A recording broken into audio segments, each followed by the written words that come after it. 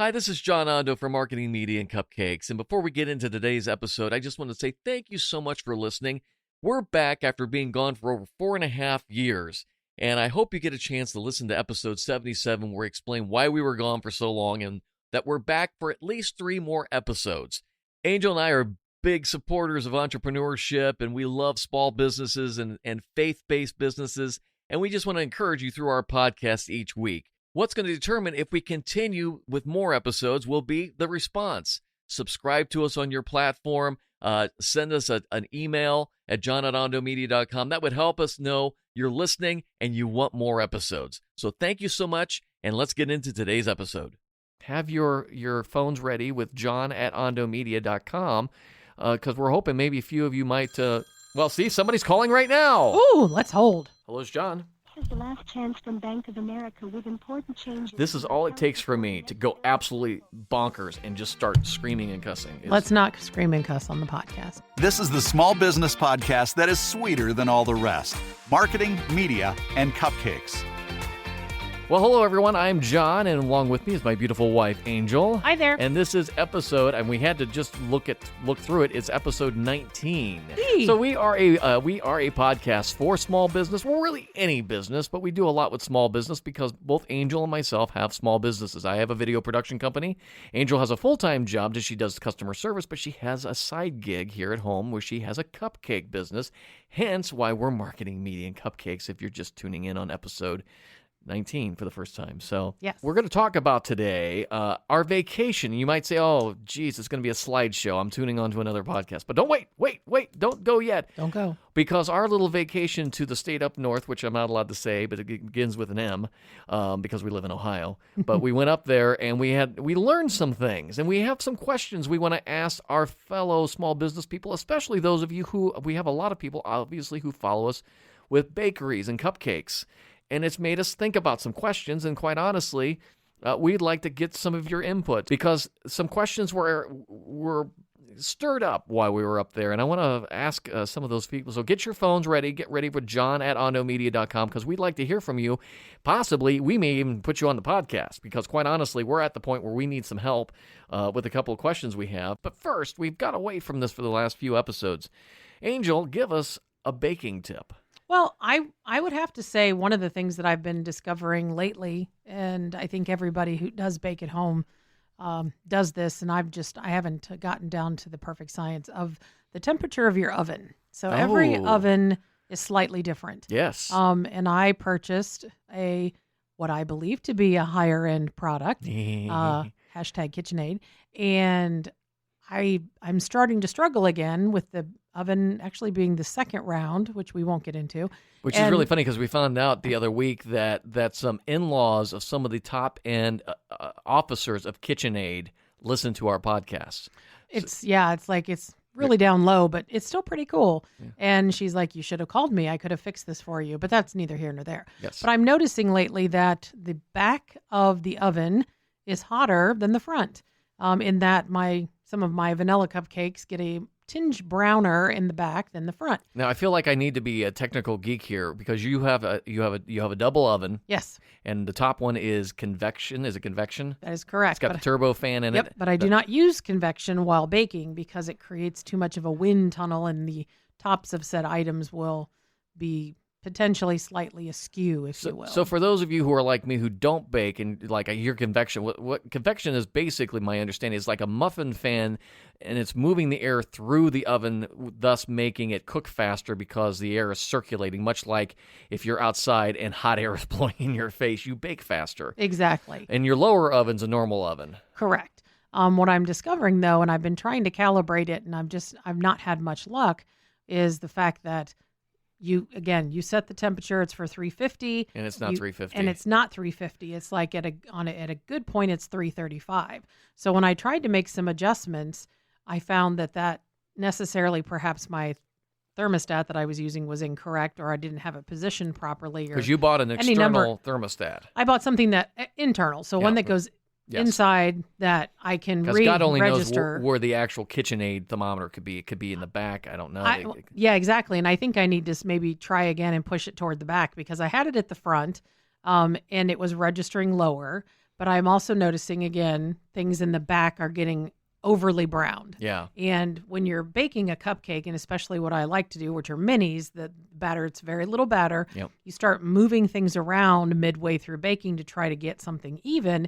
You end up losing some of that air, that lift, and then they kind of fall. So still haven't called KitchenAid because I don't have the strength right now to go through the process of explaining to them what I believe to be an issue. So is the temperature consistent though? Is it always 335 when it's at 350? Is it something you can work around? I still need to try a couple of different things. So again, that's maybe my baking tip isn't a tip, but more of a it's a cry for it's help. a cry for help, but also it's something to let everybody else know. Pay attention because everything bakes at a slightly different rate. It may say 375, but depending on what you're doing, and if you modify recipes like I do, you may need to lower the temperature because you've got more batter, so it has to cook longer, and you don't want things to cook on the outside and not in the middle. Let's just face it, it's all part of the great conspiracy of life that we are told it's something and it's not. And the next thing you know, all life has gone to heck in a handbasket because we trust things we shouldn't trust. So don't trust anything is the message of our podcast today. That is not what we're trying to say. That's what John's just being sarcastic in case you haven't figured out his tone yet. Nobody. Well, how often? Let's talk about this. And this is part of our whole. It's not a gripe session today, but it's like how many times, and we talked about this in the customer service. Somebody says they're going to do something for you, and it's not there. And it's gotten to the point as I get older in life that I don't believe anybody is telling me anything. Whether it's news, whether it's my oven temperature, whether it's the car that I dropped off a week ago, my beautiful Chevy that I dropped off to get a thing repaired on it, and it was supposed to be done 2 days ago, and I'm waiting for the call today to tell us it's still not done yet, and it was just like a new tire was all they were going to put on it. Yeah, it's that was the kiss of death because he gave them till Monday, and I was like, oh, that was a bad idea because then they're like, oh, we've got plenty of time, and as we all know, things don't work out. I know small business people, they get this, they're frustrated because we all try to do a good job. Yes. And then other people let us down, and we just lose it.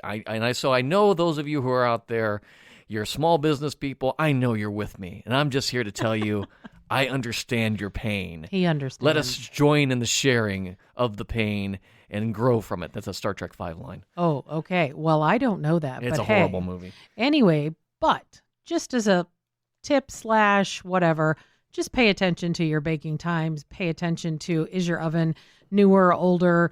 Maybe get yourself a thermometer, play around with it and see. Just make sure that you're spot on with what the temperature in your oven and adjust accordingly. It makes total sense. Don't believe everything you see. There you go. So that actually is a beautiful segue into our topics. Well, so we're going to share several things that happened just in our past week, which I thought would be fun to share. We'd love to give you your input. I was going to tell some people too. We've just gone over, and I know some of you are on Instagram, and you probably have thousands of followers, and we aren't there yet because we're a fairly new podcast. But I want to say Pencil Point Marketing and Period Podcast and UA Family Chiropractic, which I think is here in town, and Podcast Media Facts, and some other folks have all started following us on Instagram. I'm going to start giving shout-outs to people because I think it's cool that they're starting to follow us. Yeah, for sure. I got this call or text from you regarding something that happened to you up in the M state up north regarding your cupcake business. So tell me that story because this is fascinating. And for those of you who have small businesses, listen to this, and I want you to tell us at john@allnewmedia.com, have you had this, and what things would you have done different about this? So this one was bizarre. In that, again, it was a random text message from an unknown phone number with very little information, basically stating, I would like a quote for 400 red velvet cupcakes. That's all it said. So I start inquiring, are you talking regular, mini? Where are you? Because not quite the biggest order you've ever had, but it's up there. Well, and it was the way it was stated. Yes. Obviously they have never had your cupcakes, and and the phone number was not from this area code. No, it was actually in Louisiana, and so that's why I was kind of inquiring. My answers never got a straight answer from the individual. Other than they wanted them large. I gave them a couple of quotes. We kind of went back and forth, and then all of a sudden he was like, and when I said, now, just to clarify, you've said you want 400. You are having or actually what he said was, I would like a quote on cupcakes for an event for 400 people. So I went to a very simplistic method and said, okay, 400 cupcakes. If we're talking regular size, this is my quote. Figuring you'd say I'd only want 25. Correct. And so it was a very large amount of money. So when I told him this, and again, kept inquiring, where did you hear about me? Are you sure you're in the right place? I'm in Ohio. You look like you're calling from Louisiana, or you're coming from Louisiana. Just trying to understand what kind of event is this? And we don't ship for at this 400 point. people. And so I got back okay, double my order. Wait a minute, double your order? So now you're asking for 800 full-size cupcakes? And this was in the $2,000 range at this point now? Yeah, So- it's and he was ready to give me his credit card. And I freaked. I was like, wait, don't send me a credit card. I would like to speak to you, because every question I had never got a truly straight answer. Right. Like, where did you find me? You've never had my stuff before. Who recommended you? Like, he didn't, he or she, I don't have any idea. Didn't give a name. We don't know Wouldn't who this tell is. me like where they were. And But then they said they would pick them up here in Columbus. and it was the way they said it. I'll pick them up by myself. Which disturbed me again. I'm like, well, what do you mean by yourself? Angel watches a lot of CSI episodes, so she's seen every Criminal Minds, CSI. She figures every transaction she does with cupcakes is going to land her in a dumpster somewhere. So that's why we make sure her phone is always on GPS. Thank you. So it was a concern, and again, I think it was the lack of, and I don't mean this in any ill way, the broken English and the way the text was, the fact that I wasn't getting clear information that it was just, and the person was just ready to hand over a credit card. Was recommended to us from a friend in Fort Wayne. We do have friends in Fort Wayne, but nobody who knows our cupcakes. Or has ever had one. And to spend that kind of money out of the gate just seemed so bizarre. So this is how Angel and I function as a business. She contacted me. She was up in the state, and she contacted me, and we're talking as I'm walking around the parking lot with my car in the garage now. And I said, I don't feel good about this either. And let's take a look at a couple things. One, the order was too big in the sense that she would have to take her cupcake business is a side business. She would have to take a massive amount of time off work, burn up vacation time to do this order. Yeah. And then even then, it's still it's too much. So I just said to her, my feelings are we should say this is an order beyond what we would normally do. Quite honestly, I'm not saying we like the big box chain cupcakes or anything like that, but typically when you get an order of 800, you're not buying custom cupcakes. You're buying them from someplace, and they're just a side thing to whatever. Or else you're is going on. to, you're going to an actual legitimate bakery. You're going to a freestanding place that has commercial kitchens, commercial ovens, a staff that can do that. We're a home bakery. We do everything legit. You've already heard my issues with my oven, so I can't even imagine. But we can't crank this out. So she responded back. We've talked about this, and we have to pass on this. This is beyond the level of our production. So, and I felt very comfortable. We never heard anything back. I got an okay, thank you when I texted the next morning. And maybe this person's listening to us on the podcast, and we're sorry, but I'd like to find out from other bakeries in our cupcake family here. Have you run into these things? And obviously, I'm sure some of you are going to say, well, you need to have a contract, you need to have things in writing, and absolutely. And obviously, we, as we said in the customer service episode, we never say no, at least at first, until we kind of peeled back the onion. Well, and I kept asking for a phone call. I said, I would like to talk to you. I would like to work this out. I would like to speak to you.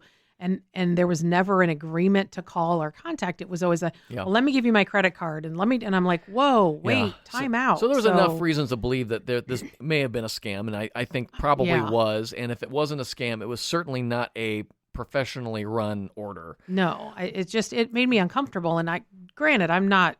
Would I have loved the money? Of course. Sure. I mean, who wouldn't? But at the same time, but there's a level that you have with business that. Making 40 cupcakes will make you money. Making 2,000 cupcakes where you have to take off work at this point and break your back and bring in help, there's a profit. There's a curve or whatever you look at. Well, and I also think the quality would suffer. Yeah. I mean, there's a point where it's like, because when you do the math on what he was asking, we were at 37 dozen cupcakes. And theoretically, he's driving them back 12 To who hours know? away. Well, I don't know where he was and going. again, 'Cause he never said he was in Columbus. And So I have no clue. Best practices. Do you, as a bakery or a small business, whatever it is, do you have these types of situations? And what have you established some policies? I'd love to hear them. We would share them on the show if you send them to us in an email. If you even want to be on the show, I'll record it. John at ondomedia.com. Leave us a comment on the Apple iTunes if you're listening us there. I'd like to hear some more ideas because I think this happens a lot, and I would like to find out more because we are like all small businesses. We just don't blow off people, but there's a time when you have to unfortunately say this doesn't feel right, and I'm not going to waste any more time on it, especially when I don't get a number. So that was our first thing, and that kind of leads into our second thing was shipping. We don't ship your cupcakes. No, we haven't wanted to mess with it. So no. I've gotten a few inquiries, but because I don't have the understanding and any of the things worked out, I just haven't been able to. So Angel and I were up in the state, enjoying, as in if you could only enjoy being with us, because when we get up in the morning, if there's not free coffee and donuts at the hotel we're at, we search out local places to find coffee and donuts and such. So we found a lovely little place up in, I can't remember what the name was. It wasn't Holland. It was somewhere. Holland was the second one. It was the other one. I don't even know where we were. Was it Muskegon? May have or been. Someplace outside Lovely of Muskegon. little place, and we walk in, and they've got coffee, and they've got donuts, and they've got cake, and they've cake everywhere. Decorated cakes, beautiful cakes. Didn't see a lot of cupcakes. No, not particularly, but I did they had a display case when you walked in, and it was like they had very nicely decorated things I've seen on a number of all of your podcasts. Listen to me, Instagram pages, and on what I've seen on Pinterest. I mean, very well decorated. So we went up and I of course often she's drooling and being very like as Angel does when she's in other bakeries and stuff forth. And I said she has a cupcake business. And the lady, the first thing she said is, "Are you shipping your product?" Mm-hmm. And they basically told us they are in the process of shipping. They're getting the stuff down to how they're going to ship because they've figured out it is going to be a game changer for their business. And they're already we found out later we saw 2 or 3 others, so they weren't a one place only shop. They were multiple places, and they are looking at shipping. So Angel and I have discussed this. We're not idiots to the fact that there's this thing called Amazon, that shipping things is a good thing. But I'm really interested in finding out those again, cupcake businesses or other businesses. How has shipping changed your business? And there is a hassle, but there is a reward to the hassle if you get paid more. But again, we've looked at it as we just want to stay local. We want to stay fresh. We're not. We do know you can do some tricks with shipping and freezing and stuff. But I don't know. And of course, with our business where it's at right now, I'm not sure if that's something we would want to take on.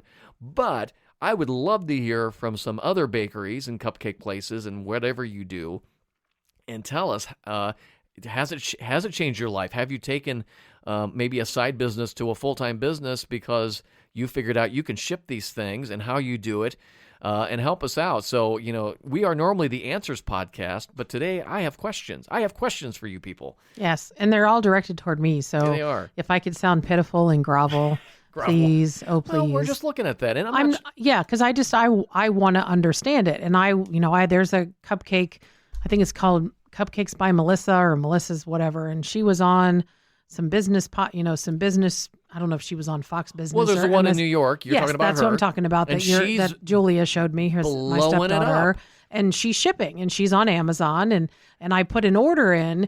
I said, let's just see how these come, and I started to put in an order, but then when I saw the shipping cost, I went, never mind. And I have a feeling there are many people out there who are in our situation. They have a home bakery. They're doing it on the side in their home.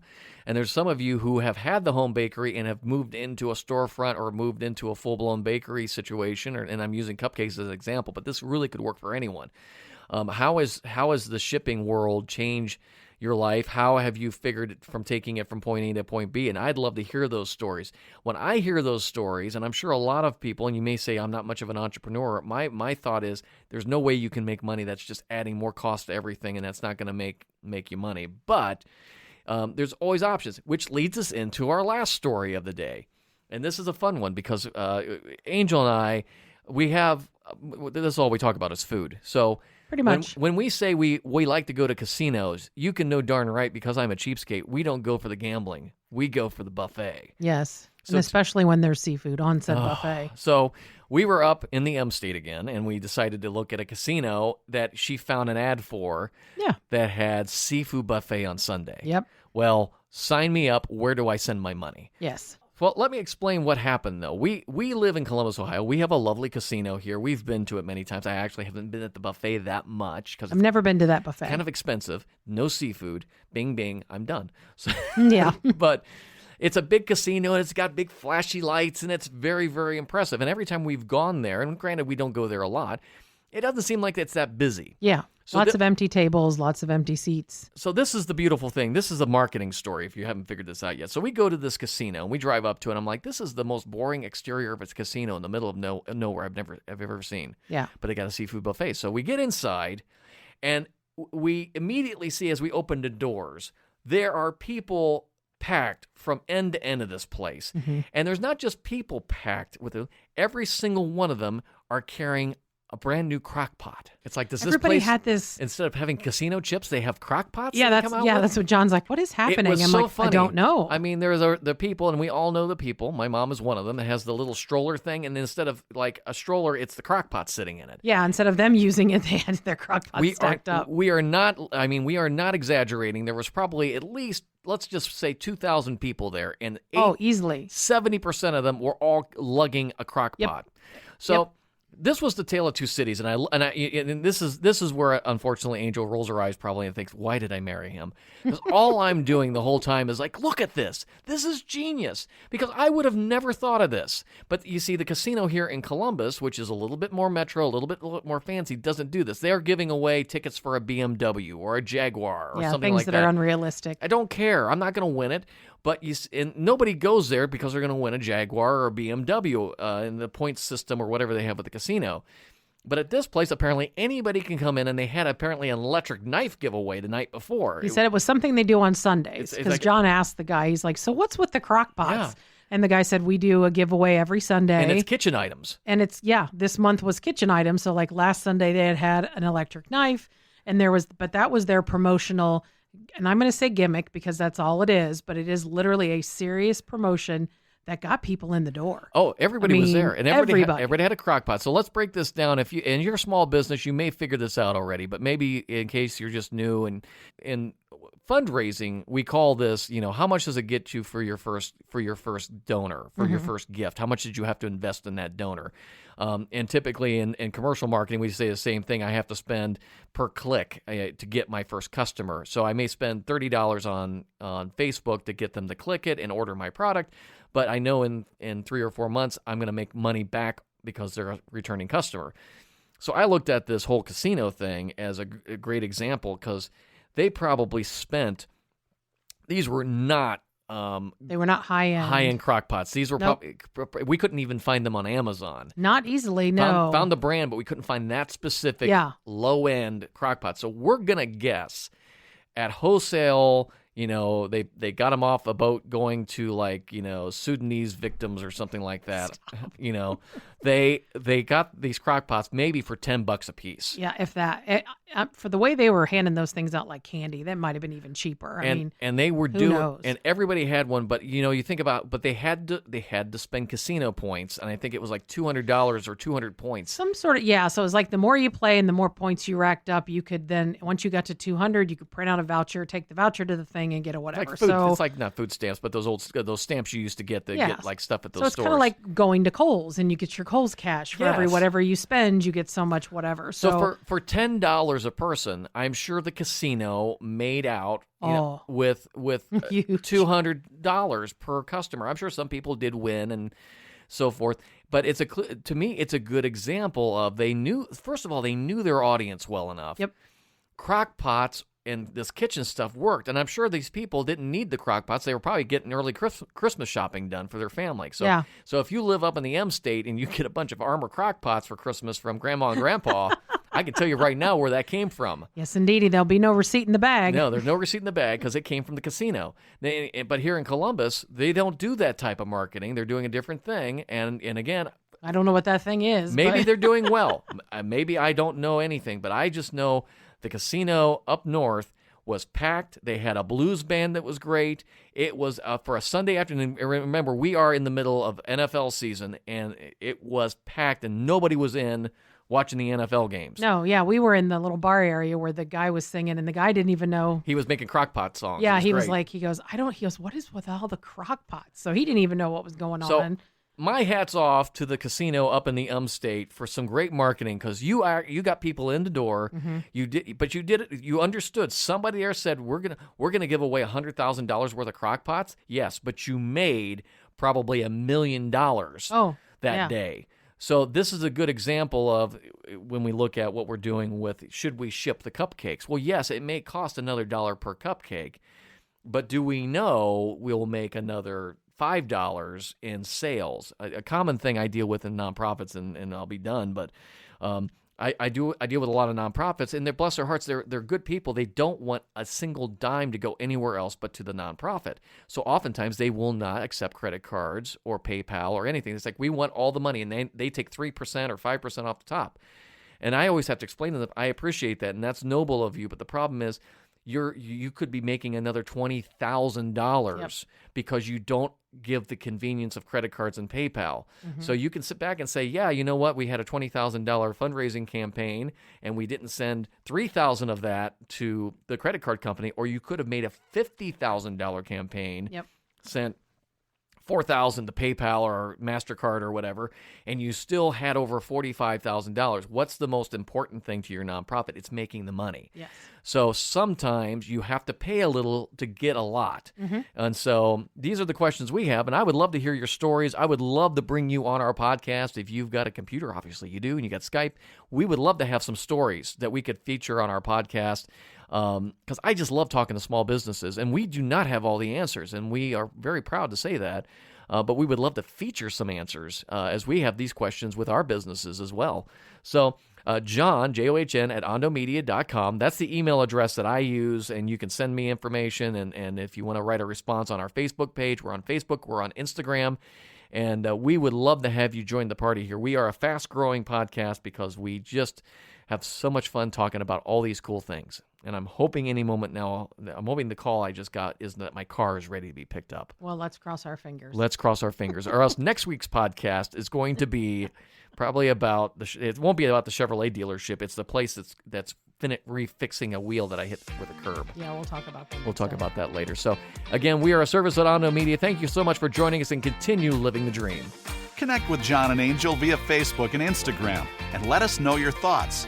Marketing, Media, and Cupcakes is a production of Ondo Media.